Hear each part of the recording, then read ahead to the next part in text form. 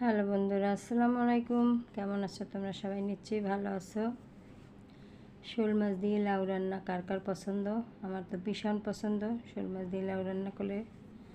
তাই আমি কয়েকদিন পর পরই এগুলো রান্না করি, শোল মাছ দিয়ে লাউ।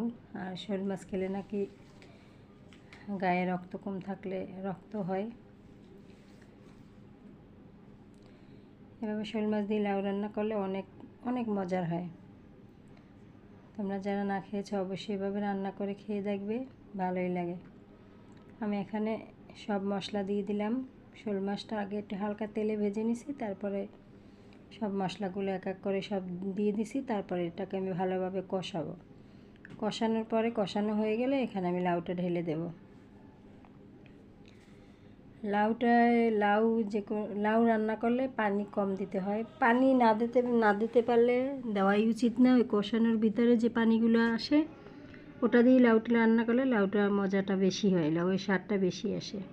তাই আমি এখানে কষানোর ভিতরে যে পানিটা বের হবে ওটা দিয়ে আমি রান্না করব লাউটা।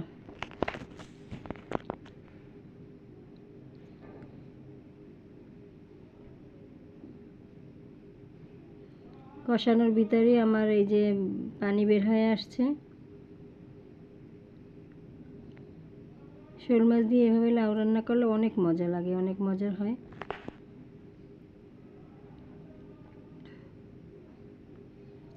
দেখছেন বন্ধুরা কতগুলো পানি বের হয়ে আসছে। আর কে কে লাউতে চিনি অ্যাড করেন? আমি একটু চিনি অ্যাড করে দিই। আমার লাউ রান্না প্রায় শেষ। এখন আমি এখানে কাঁচামরিচ আর ধনেপাতা অ্যাড করে দেব। দেখেন আমার রান্নাটা কেমন হয়েছে। যদি ভালো লাগে অবশ্যই লাইক কমেন্ট শেয়ার করে পাশে থাকবেন। আসসালামু আলাইকুম।